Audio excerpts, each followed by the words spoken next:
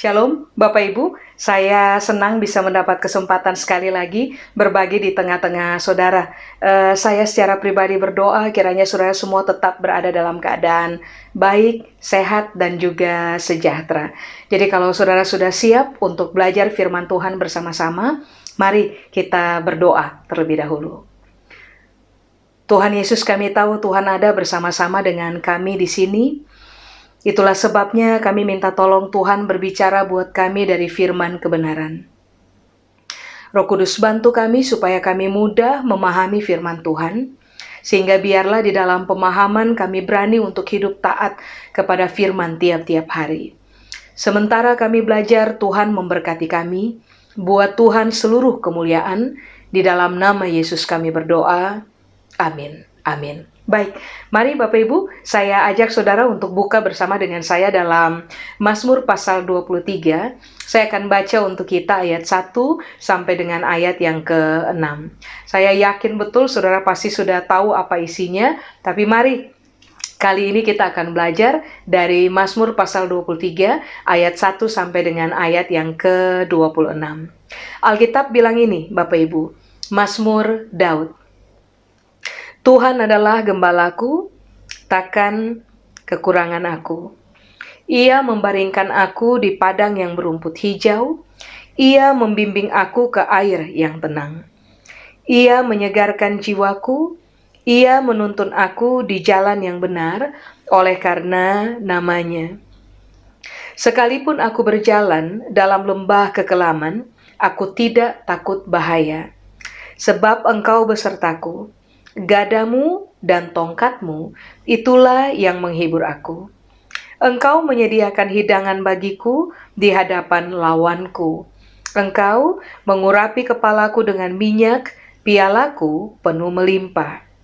Kebajikan dan kemurahan belaka akan mengikuti aku seumur hidupku, dan aku akan diam dalam rumah Tuhan sepanjang masa. Mari Bapak Ibu, kita kembali lagi kepada ayat yang pertama. Di ayat yang pertama, Daud berkata, Tuhan adalah gembalaku.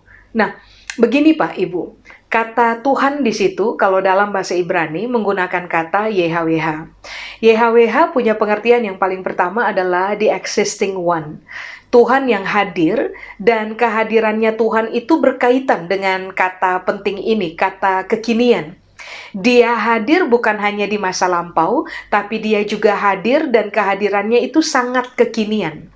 Nah, pengertian yang kedua dari kata YHWH adalah begini, Tuhan yang benar dan Tuhan yang kekal. Berarti waktu Daud melihat Tuhan, dia yakin betul bahwa Tuhan yang benar dan Tuhan yang kekal itu akan hadir dalam kehidupannya dan hadir pada waktu kekinian. Baru setelah itu, Daud menjelaskan fungsi Tuhan yang hadir dalam kehidupannya ternyata sebagai gembala. Nah begini Pak Ibu, kata gembala dalam bahasa Ibrani menggunakan kata ra'a. Ra'a itu pengertian yang pertama adalah orang yang merawat kawanan. Orang yang hadir untuk memastikan bahwa kawanan yang dia gembalakan itu terawat. Nah, yang kedua, pengertian dari ra'a atau gembala adalah orang yang hadir untuk memelihara dan memastikan bahwa kawanannya itu tidak kelaparan karena dapat makanan. Pengertian yang ketiga dari kata gembala atau ra'a adalah begini, orang yang hadir sebagai teman. Lalu pengertian yang keempat adalah orang yang hadir untuk memerintah. Berarti coba saudara perhatikan ini ya. Tuhan yang kekal, Tuhan yang benar, Tuhan yang hadir dalam kehidupan Daud dan berkaitan dengan kata kekinian, rupa-rupanya dia hadir untuk memastikan bahwa Daud ada pada posisi terawat. Daud ada pada posisi terpelihara. Lalu Daud tidak mengalami keadaan lapar karena Tuhan memastikan Daud akan mendapatkan makanan, tapi dia juga hadir di dalam kehidupan Daud sebagaimana layaknya seorang teman. Bapak Ibu, kalau Bapak Ibu dan juga saya mau sehat dalam kehidupan, yang kita butuhkan itu teman. Atau bahasa yang lebih tepat adalah yang kita butuhkan adalah kehadiran seorang sahabat. Kalau saudara dan saya dalam hidup ini bisa punya 2 atau 3 orang dekat dalam hidupnya kita, atau 2 atau 3 orang sahabat dalam kehidupan kita, maka percayalah, kehidupan saudara dan saya itu akan content. Jadi akan mengalami penuh. Karena begini, kita tidak menghadapi semua sendiri. Kita punya orang-orang dengan siapa kita bisa berbagi apa saja dan hidup secara transparan. Beban apapun yang kita punya, kita bisa bercerita kepada mereka tanpa takut bahwa mereka akan menghakimi kita.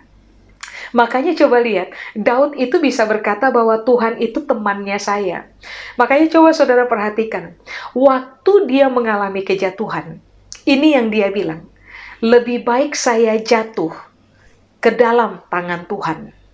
Sebab kalau toh saya jatuh ke dalam tangan Tuhan, di dalam murkanya Tuhan, di dalam murka Tuhan sekalipun, masih tetap ada belas kasihan dari Tuhan untuk Daud.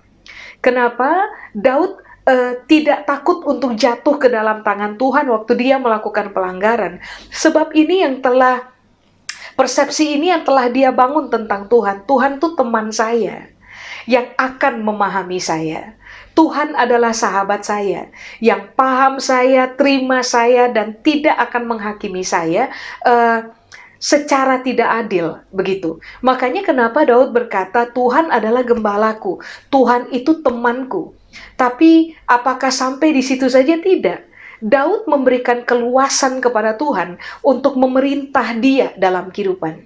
Makanya waktu saudara dan saya berani berkata, Tuhan, Engkau adalah gembala buat saya, berarti pada momen itu, saudara dan saya sedang meyakini bahwa Tuhan yang kekal, Tuhan yang benar, Dia akan selalu hadir dalam kehidupan saya sebagai pribadi yang akan merawat saya, pribadi yang akan memelihara saya, pribadi yang akan memastikan bahwa saya akan dapat makanan, pribadi yang akan hadir juga sebagai teman, sahabat, orang terdekat yang akan memahami saya dalam semua realita tentang saya secara pribadi. Tapi waktu kita pun berani berkata Tuhan adalah gembalaku, saudara dan saya sedang berani berkata kepada Tuhan, Engkau boleh memerintah saya dalam kehidupan.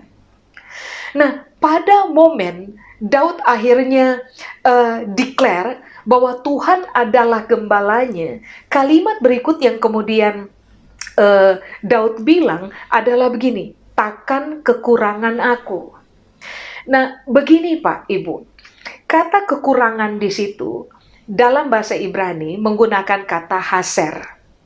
Haser itu artinya adalah begini, hal yang menyebabkan kekurangan atau haser, itu artinya adalah hal yang menyebabkan orang mengalami keadaan kurang atau orang mengalami keadaan berkurang sesuatu dalam hidupnya mereka.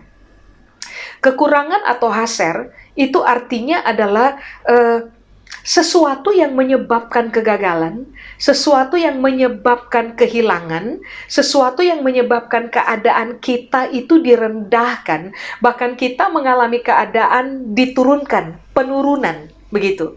Nah, itu kata kekurangan. Secara ini yang Daud bilang, Tuhan adalah gembalaku, takkan kekurangan aku. Berarti Daud lagi bilang, karena Tuhan adalah gembala buat saya punya kehidupan, maka Tuhan bukan penyebab dari kegagalan dalam hidup saya. Karena Tuhan adalah gembalaku, maka Tuhan bukan penyebab dari semua bentuk kehilangan yang terjadi dalam hidup saudara dan saya. Karena Tuhan adalah gembalanya kita, maka Tuhan bukan penyebab dari semua keadaan kurang atau sesuatu yang berkurang dalam hidupnya kita, sebuah keadaan di mana kita mengalami penurunan, bahkan sebuah keadaan di mana kita ada pada posisi direndahkan. Nah, ini saja dulu yang saudara dan saya harus bangun dalam landasan berpikir kita. Sebab kalau hal ini tidak saudara dan saya bangun dalam landasan berpikir kita, biasanya saudara dan saya akan sangat mudah terjebak kepada konsep berpikir ini. Ini nih saya gagal nih karena Tuhan nggak tolong saya nih. Penyebab saya gagal tuh karena Tuhan. Penyebab saya mengalami kekurangan adalah karena Tuhan. Penyebab saya mengalami penurunan, penyebab saya mengalami apalagi ya, keadaan sesuatu yang berkurang dalam diri saya, penyebab dari saya ada pada posisi direndahkan dan kehilangan sesuatu atau kehilangan seseorang dalam hidup saya, penyebabnya pasti Tuhan. Kalau pemikiran ini terbangun dalam kehidupan saudara dan saya, ujung-ujungnya akan selalu begini Pak, Ibu. Kita menyalahkan Tuhan, kita marah kepada Tuhan, kita kecewa kepada Tuhan, kita pahit kepada Tuhan. Yang terburuk adalah kita akan berani memutuskan untuk meninggalkan Tuhan. Nah, Bapak Ibu pelajari hidupnya Daud. Seberat-beratnya proses hidup yang dia alami, Daud tidak pernah memutuskan untuk meninggalkan Tuhan. Kecewa kepada Tuhan, marah kepada Tuhan, menyalahkan Tuhan untuk semua proses tidak menyenangkan yang dia harus alami dalam kehidupan, termasuk kegagalan, kehilangan, dan seterusnya dan seterusnya. Mengapa? Karena ini yang telah Daud bangun di dalam landasan berpikirnya, bahwa Tuhan itu adalah gembala buat saya. Dia rawat saya, pelihara saya, pastikan saya makan, dia teman buat saya, dia juga adalah pribadi yang memerintah saya, dan dia bukan penyebab dari seluruh tragedi yang terjadi dalam kehidupan saya. Makanya kenapa hidup Daud itu selalu ada pada posisi berdamai dengan Tuhan. Bapak Ibu, kalau saudara bertanya, kenapa saya gagal? Kenapa saya kehilangan? Kenapa saya ada pada posisi direndahkan, mengalami penurunan, mengalami keadaan berkurangnya sesuatu dalam hidup saya, atau saya mengalami keadaan berkurang? Coba teliti ulang. Jangan-jangan itu sebabnya, itu penyebabnya adalah karena saudara dan saya punya keputusan salah, membuat pilihan yang salah, mengambil jalan yang salah, lebih condong memuaskan keinginannya kita, lalu lebih menyetujui pertimbangan jahat di dalam diri kita, sehingga pada akhirnya yang terjadi, saudara dan saya mengalami itu yang tadi tuh, kegagalan, kekurangan, kehilangan, penurunan, keadaan rendah. Jangan-jangan itu terjadi karena kita secara pribadi. Tentu saja kalau saudara juga pelajari kitab Ayub, saudara akan mendapati bahwa tragedi dalam kehidupan itu dimainkan oleh si pencuri, pembunuh, dan pembinasa yang berupaya untuk hadir di dalam kehidupan kita, menipu kita dalam cara berpikir kita, supaya pada akhirnya kita lebih membiarkan dominasi daging terjadi dalam pertimbangan kita, dan tidak membiarkan Tuhan secara leluasa memerintah kita di dalam pemikiran kita menggunakan firman-Nya. Makanya Bapak Ibu, kalau saudara cermati berkali-kali, saya selalu berkata kepada saudara, sangat penting bagi kita untuk membiarkan isi pemikiran kita dikuasai oleh firman Tuhan. Sebab cara Tuhan mempengaruhi kita adalah dengan memakai firman-Nya yang kita renungkan dalam pemikiran kita.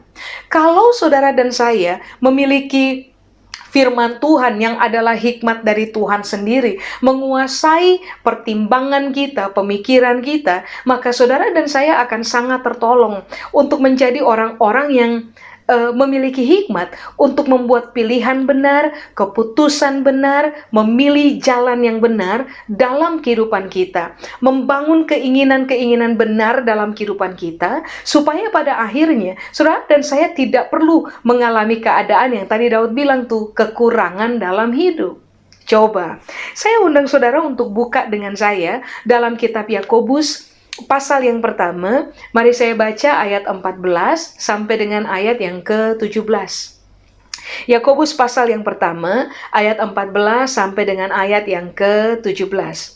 Alkitab bilang, "Tetapi tiap-tiap orang dicobai oleh keinginannya sendiri, karena ia diseret dan dipikat olehnya. Dan apabila keinginan itu telah dibuahi, ia melahirkan dosa. Dan apabila dosa itu sudah matang, ia melahirkan maut. Saudara-saudara yang kukasihi, janganlah sesat. Setiap pemberian yang baik dan setiap anugerah yang sempurna datangnya dari atas, diturunkan dari Bapa segala terang. Padanya tidak ada perubahan atau bayangan karena pertukaran. Tuhan gak pernah berubah, dan Tuhan gak pernah tukar statement. Dia gak pernah tukar janji, dia gak pernah tukar realita mengenai siapa dia. Makanya kenapa tadi Daud bilang, dalam pemahamannya bahwa Tuhan adalah gembala, maka Daud berkata, Tuhan bukan penyebab kegagalan saya. Tuhan bukan penyebab dari kehilangan saya. Tuhan bukan penyebab dari kekurangan saya. Kenapa sampai Tuhan bukan penyebab? Sebab ternyata ayat 17 bilang, bayangkan, yang Tuhan pikirkan di dalam dirinya adalah bagaimana supaya pemberian-pemberian yang baik itu dia lepaskan untuk kehidupan saudara dan saya. Yang Tuhan pikirkan adalah supaya setiap anugerahnya dia yang sempurna itu bisa dilepaskan untuk kehidupan saudara dan saya. Lalu Yakobus berkata, tiap-tiap orang itu dicobai oleh keinginannya sendiri, sehingga ia diseret dan dipikat oleh keinginannya. Apabila keinginan itu sudah dibuahi, selalu akan melahirkan dosa, dan dosa yang sudah matang itu selalu mempertemukan orang dengan maut. Berarti kan begini, kalau ada yang perlu, kalau boleh saya pakai kalimat ini, kalau ada yang perlu kita salahkan tentang mengapa kita gagal, tentang mengapa kita berkekurangan, mengapa kita mengalami kehilangan atau mengalami keadaan penurunan, lalu ada pada posisi direndahkan, coba pertimbangkan ulang. Jangan-jangan, Alkitab bilang, jangan-jangan keinginan yang kita bangun dalam diri kita salah. Amin. Makanya tadi saya bilang di awal, sangat penting bagi saudara dan saya untuk membangun pemikiran benar dalam isi berpikir kita, supaya keinginan-keinginan yang terbangun di dalamnya pun adalah keinginan-keinginan benar. Kalau saudara pelajari kitab Ayub, saudara pun akan menemukan bahwa tragedi yang terjadi dalam kehidupan Ayub, di mana kemudian dia mengalami kehilangan anak, 10 anak dalam waktu bersamaan, kehilangan harta benda, kehilangan sahabat, kehilangan istri, kehilangan kesehatan. Ternyata bukan Tuhan yang bikin loh Pak Ibu, bukan Tuhan yang bikin. Setan yang Alkitab bilang adalah pencuri dan pembinasa itu, dan perampas itu, dialah yang melakukan seluruh tragedi yang ada. Makanya kenapa benarlah Daud berkata, Tuhan itu gembalanya saya. Dia bukan penyebab kegagalan saya. Dia bukan penyebab dari kekurangan dalam hidup saya. Coba, saudara bisa lihat lagi dengan saya dalam Yakobus pasal yang pertama, ayat 5 Pak Ibu. Yakobus pasal yang pertama, ayat yang kelima. Mari saya baca. Alkitab berkata, tetapi apabila di antara kamu ada yang kekurangan hikmat, garis bawahi, kekurangan hikmat. Tadi kan Daud berkata, takkan kekurangan aku. Takkan apa tadi? Takkan haser aku. Aku tidak akan mengalami sesuatu yang kurang dalam diri, atau sesuatu di dalam diriku itu tidak berkurang gitu. Daud bilang, kenapa? Karena Tuhan itu gembalaku. Lalu Yakobus pasal 1 ayat 5 Alkitab bilang, tetapi apabila di antara kamu ada yang kekurangan hikmat, coba, hendaklah ia memintanya kepada siapa? Kepada Allah, yang memberikan kepada semua orang dengan murah hati dan dengan tidak membangkit-bangkit, maka hal itu akan diberikan kepadanya. Jadi Yakobus lagi berupaya berkata kepada saudara dan saya bahwa semua yang baik itu pasti datang dari Tuhan. Kalau saudara dan saya mengalami kekurangan karena kita salah membuat Pilihan akibat keinginan-keinginan daging, keinginan-keinginan duniawi yang lahir dari cara berpikir yang salah, berbaliklah kepada firman Allah, supaya pada akhirnya saudara dan saya tiba kepada pemahaman akan kebenaran. Lalu tadi saya sudah bilang, keinginan kita berubah, lalu saudara dan saya akan dituntun kepada sebuah kesadaran bahwa kenapa saya gagal? Karena saya bikin pilihan salah. Kenapa saya gagal? Karena saya ambil keputusan yang salah. Kenapa saya gagal? Karena saya kurang hikmat. Lalu ini yang Yakobus bilang, kalau memang kamu sadar bahwa kamu kurang hikmat, maka datanglah pada Tuhan. Mintalah pada Tuhan hikmat. Karena siapa saja yang minta pada Tuhan hikmat, karena dia kekurangan hikmat, maka Tuhan, Alkitab bilang gini, Dia akan memberikan kepada semua orang berdasarkan kemurahan hati yang ada di dalam diri Tuhan. Berarti kan jelas bahwa saudara dan saya harus sangat bersyukur gitu. Karena karya Kristus di salib, saudara dan saya memperoleh penebusan dalam hidupnya kita. Tuhan telah mewahyukan dirinya buat kita, one day at a time, menggunakan firman-Nya, supaya pada akhirnya saudara dan saya tambah lama, tambah mengenal siapa Tuhan dalam hidupnya kita. Dalam kehidupan selamat ini, Pak, Ibu, saudara dan saya wajib mengenali Tuhan. Kalau saudara dan saya mengenali Tuhan seperti cara Daud mengenali Tuhan, maka begini, cara kita memandang Tuhan beda. Cara kita memandang hidup pun akan beda. Cara kita memandang persoalan, proses hidup, tekanan dalam hidup, itu pun akan beda. Kita tidak akan menyalahkan Tuhan untuk persoalan-persoalan atau proses hidup berat yang sedang atau yang kita ada di dalamnya, tetapi waktu kita menjalani proses demi proses, kita akan menjalaninya dalam posisi begini, tenang dalam hidup. Mengapa? Karena kita tahu betul bahwa Tuhan itu gembala buat saya. Dia akan pastikan bahwa dalam proses ini saya tetap ada pada keadaan terawat, terpelihara, tidak kelaparan, saya tidak sendiri because dia menjadi teman buat saya. Lalu yang berikutnya, dia akan memerintah saya punya kehidupan. Dia akan memberikan tuntunan, dia akan memberikan arahan, supaya pada akhirnya, justru pada waktu kita sedang ada pada proses, kita sedang ada dalam tekanan, kita menghadapi situasi-situasi berat dalam kehidupan, saudara dan saya akan bisa menjadi orang-orang yang begini, Pak, Ibu, menghadapi apa saja dengan kepala tegak. Karena kita tidak akan pernah mungkin kekurangan hikmat waktu Tuhan menjadi gembala dalam kehidupan kita. Amin. Makanya coba saudara perhatikan. Setelah Daud mengucapkan ayat yang pertama, Tuhan adalah gembalaku, takkan kekurangan aku. Coba saudara perhatikan. Di ayat yang kedua, ini yang dia bilang. Ia membaringkan aku di padang yang berumput hijau. Ia membimbing aku ke air yang tenang. Garis bawahi ya. Karena Tuhan adalah gembala. Hal yang kemudian dia akan mainkan dalam kehidupan saudara dan saya adalah dia akan membaringkan kita, Pak, Ibu.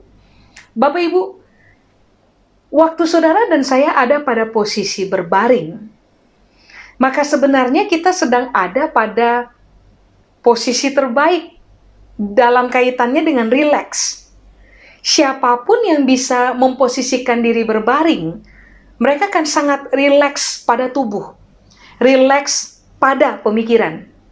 Coba saudara pertimbangkan ini. Waktu Daud berkata Tuhan adalah gembala, saya tidak akan kekurangan, maka kemudian dia berkata, karena dia juga adalah gembala, dialah yang memungkinkan saya untuk bisa rileks dalam hidup. Begini, Pak, Ibu, semua kita tahu, tadi saya sudah bilang, bahwa selama kita hidup, saudara dan saya akan berhadapan dengan proses. Ada yang ringan, ada yang semi, ada yang sangat berat. Tapi ini yang saudara dan saya harus pahami. Posisi Tuhan sebagai gembala tidak mungkin akan berubah waktu kita menghadapi persoalan dalam kehidupan. Berarti waktu saudara dan saya menghadapi persoalan dalam kehidupan, saudara cek saja ya cerita tentang Daud. Hidupnya Daud itu penuh dengan masalah, penuh dengan tekanan. You name it, masalah apa coba yang Daud nggak alami dalam kehidupan? Menguras tenaga, menguras seluruh air mata, menguras pemikiran, isi otak coba. Daud mengalaminya. Tapi ini yang dia bilang, Tuhan gembalanya saya. Sebagai gembala, dia membaringkan saya. Jadi Daud bilang, bahwa di tengah masalah, saya masih bisa rileks. Dia temannya saya. Dia dengan siapa saya berbagi cerita, saya bisa lebih rileks. Masalah boleh ada, tapi saya bisa lebih rileks. Rileks saja? Enggak loh. Dia membimbing saya. Bapak Ibu semua kita tahu, sepintar-pintarnya kita nggak sepintar itu. Sebanyak-banyaknya kita dalam hal pengalamannya kita nggak sebanyak itu. Sekuat-kuatnya kita nggak sekuat itu. Somehow kita butuh Tuhan. Sebab Tuhanlah yang pintar, beyond. Tuhanlah yang berhikmat. Tuhanlah yang berpengalaman. Dialah yang berkekuatan, beyond. Karena alasan itu, kenapa ini yang Daud bilang? Karena engkau gembala buat saya, maka saya tahu betul, engkau akan bimbing saya. Di tengah realita tanpa hikmat, ada Tuhan yang eksis untuk memberikan bimbingan di dalam perintahnya. Ingat, gembala adalah orang yang memberi perintah.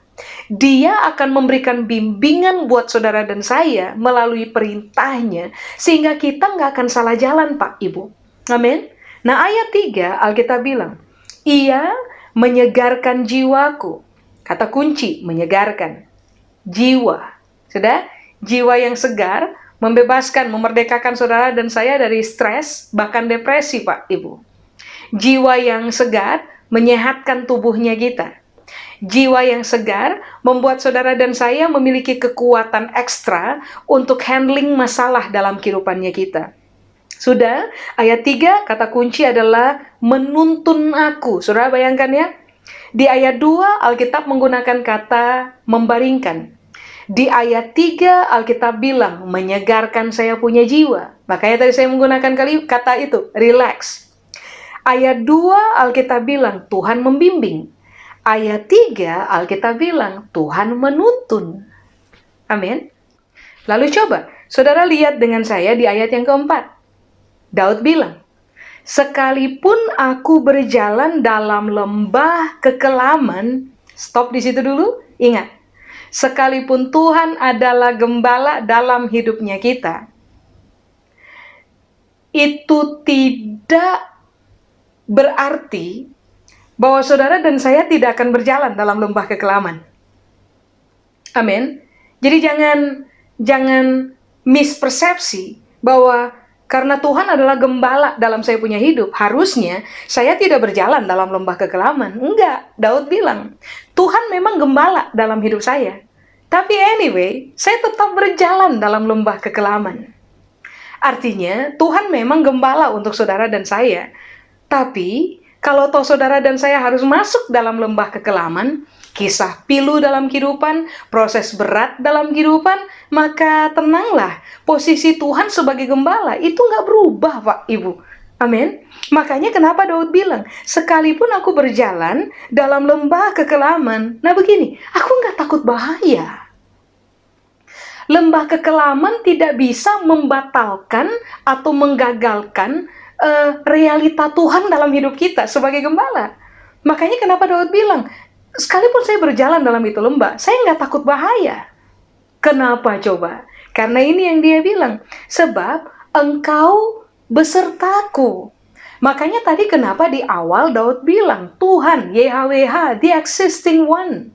Yang kekal, yang benar, itu eksis, hadir dalam hidup saya, dan kehadirannya itu berkaitan dengan kata kekinian. Kalau toh hari ini, kini, sekarang, saudara dan saya ada dalam lembah kekelaman, ini yang Daud bilang, nggak usah takut, Tuhan beserta. Tuhan ada di sini. Lalu kita tadi sudah belajar, semua pemberian yang baik itu datang dari Tuhan. Kalau Dia hadir dalam kehidupan saudara dan saya, menyertai kita bahkan dalam lembah kekelaman, tidak mungkin dalam lembah kekelaman Dia lepas saudara dan saya punya tangan. Karena apapun yang terbaik, itu yang akan Dia kerjakan dalam kehidupan saudara dan saya. Pemberian-pemberiannya akan menjadi pemberian-pemberian baik yang menyegarkan jiwanya saudara, yang bisa membuat saudara dan saya berbaring, yang bisa membuat saudara dan saya merdeka dari ketakutan. Sebab begini, kita tahu betul bahwa selama penguasa alam semesta hadir bersama-sama dengan kita dalam proses yang berat, maka everything's gonna be fine. Segala sesuatu akan baik-baik saja dalam saya punya hidup. Amin. Nah, itu di ayat 4. Tidak takut sebab engkau besertaku. Lalu lihat, gadamu dan tongkatmu itulah yang menghibur aku. Coba lihat. Di dalam lembah kelam, Daud bilang, saya nggak takut. Sebab dua hal. Ada penyertaan dan ada penghiburan. Siapa yang melakukannya? Tuhan yang melakukannya. Tuhan sebagai siapa? Gembala yang akan memastikan dalam lembah kelam, saudara dan saya terawat. Dalam lembah kelam, saudara dan saya terpelihara. Dalam lembah kelam, saudara dan saya tidak kekurangan makanan. Dalam lembah kelam, kita punya teman. Dalam lembah kelam, Dia akan hadir memberikan arahan, tuntunan, perintah untuk saudara dan saya, supaya kita tidak hilang jalan, kita tidak salah jalan, kita tidak celaka dalam kehidupan, kita tidak salah berespon dalam kehidupan. Amin. Coba, itu di ayat 4. Lalu di ayat 5, Alkitab bilang, engkau menyediakan hidangan bagiku di hadapan lawanku. Coba, saudara, imajinasikan ini. Lawan, kita lagi berhadapan dengan lawan, dan waktu kita berhadapan dengan lawan, kita menghadapi mereka dalam posisi kita lagi makan karena ada hidangan yang tersedia buat kita. Bapak Ibu, semua orang yang makan, apalagi kalau makanannya adalah makanan yang enak, yang lezat, biasanya yang terjadi adalah mereka akan tenang, mereka akan bahagia, mereka akan ada pada posisi tanpa tekanan.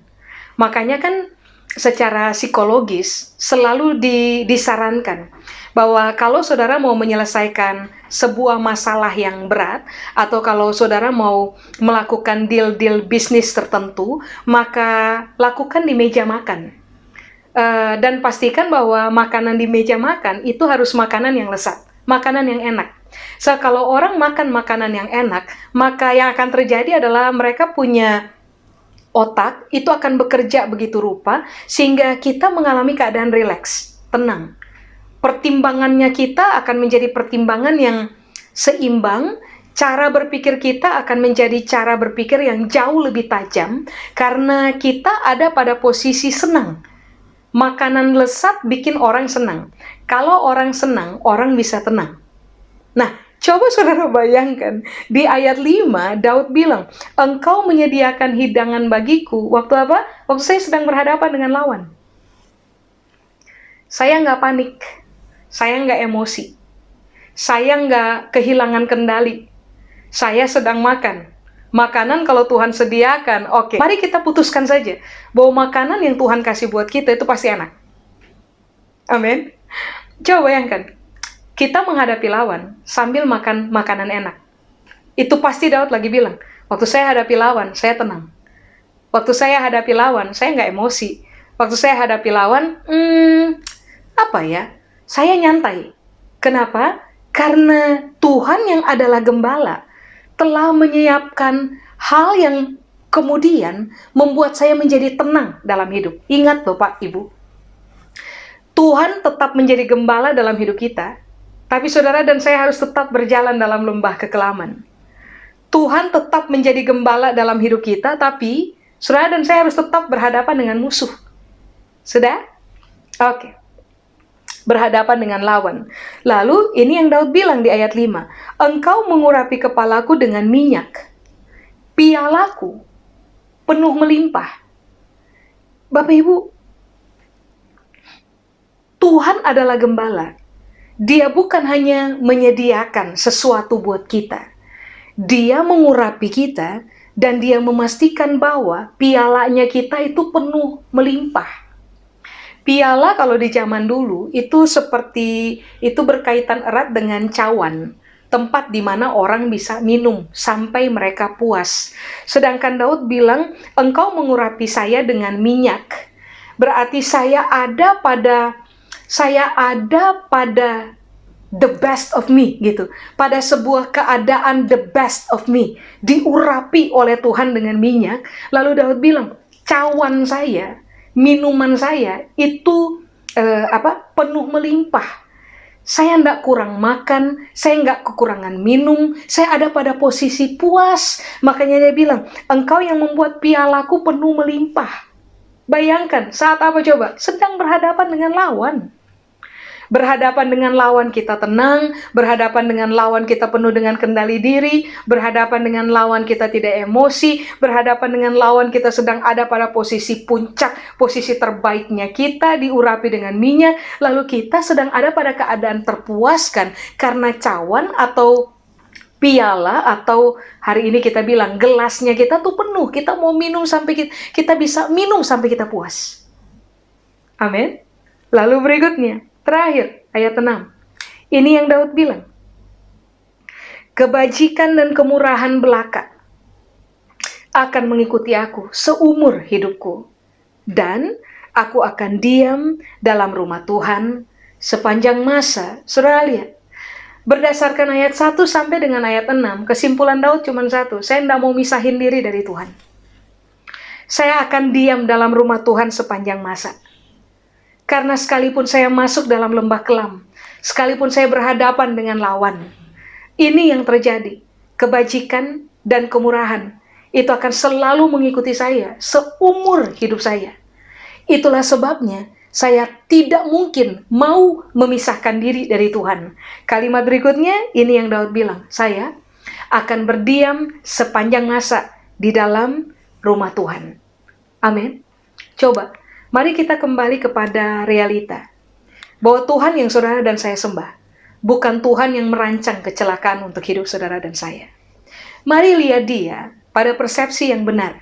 Supaya akhirnya waktu saudara berhadapan dengan kisah berat dalam kehidupan, kekurangan, kehilangan, kegagalan, posisi direndahkan, mengalami penurunan, keadaan di mana kita teraniaya, air mata terkuras, you name it Pak Ibu. Kita tidak menjadi orang-orang yang pesimis. Kita tidak menjadi orang-orang yang gampang menyerah. Kita tidak menjadi orang-orang yang putus asa lalu mengembangkan pemikiran-pemikiran yang salah dalam kehidupan kita. Tidak. Kita harusnya dikenal seperti Daud berkata, Tuhan itu gembala buat saya. Saya tidak mungkin akan kekurangan. Waktu saya berhadapan dengan lembah kelam, saya tidak akan kekurangan. Waktu saya berhadapan dengan lawan, saya tidak akan kekurangan. Tuhan bukan penyebab saya gagal. Tuhan bukan penyebab saya kehilangan. Tuhan bukan penyebab saya kekurangan. Tuhan juga bukan penyebab saya mengalami keadaan direndahkan. Tuhan bukan penyebab saya mengalami keadaan penurunan. Tuhan punya kebaikan, Tuhan punya tuntunan, semua hal terbaik, pemberian hebat, itu selalu datang dari Tuhan untuk hidup saya. Karena alasan inilah mengapa di tengah lembah kelam dan waktu berhadapan dengan situasi rumit dalam hidup, saya tidak akan pernah meninggalkan Tuhan. Sebab Dia akan tetap melimpahi saya dengan kemurahan dan kebajikan. Amin. Saya berdoa kiranya di musim susah kali ini, saudara dan saya tetap berdiri dengan kaki kuat, berdiri dengan kepala tegak, menghadapi apa saja dengan tenang, sebab kita tahu Tuhan yang memerintah kita akan memberikan tuntunan kepada saudara dan saya begitu rupa. Dia yang adalah teman bagi kita akan menemani kita dalam proses sukar, dalam musim kesukaran, sampai saudara dan saya keluar sebagai orang-orang menang yang berani declare kepada orang lain bahwa untuk seterusnya dan sampai selama-lamanya kebajikan dan kemurahan dari Tuhan mengikuti saya dalam hidup. Amin. Saya selesai, Bapak Ibu. Mari kita berdoa. Kami berdoa biarlah seluruh kebenaran dari firman ini Tuhan materaikan di dalam pemahaman kami, di dalam keyakinan kami. Supaya biarlah seumur hidup kami bukan hanya dikenal sebagai pendengar firman yang baik, tapi kami juga dikenal sebagai pelaku-pelaku kebenaran dalam kehidupan. Waktu kami taat kepada Tuhan, kiranya Tuhan memberkati kami. Tuhan, Engkau adalah gembala kami. Hari ini kami tahu for sure bahwa seumur hidup kami tidak akan pernah mengalami keadaan kekurangan. Kami akan memilih untuk mengikatkan diri kami kepada Tuhan, berpaut hati kepada Tuhan, tidak akan seumur hidup meninggalkan Tuhan. Sebab yang akhirnya kami pahami adalah, waktu kami melekat kepada Tuhan, kami tidak akan pernah kekurangan keuntungan. Kepada Tuhan seluruh kemuliaan. Di dalam nama Yesus kami berdoa. Amin. Tuhan memberkati Bapak Ibu. Sampai ketemu pada sesi berikutnya.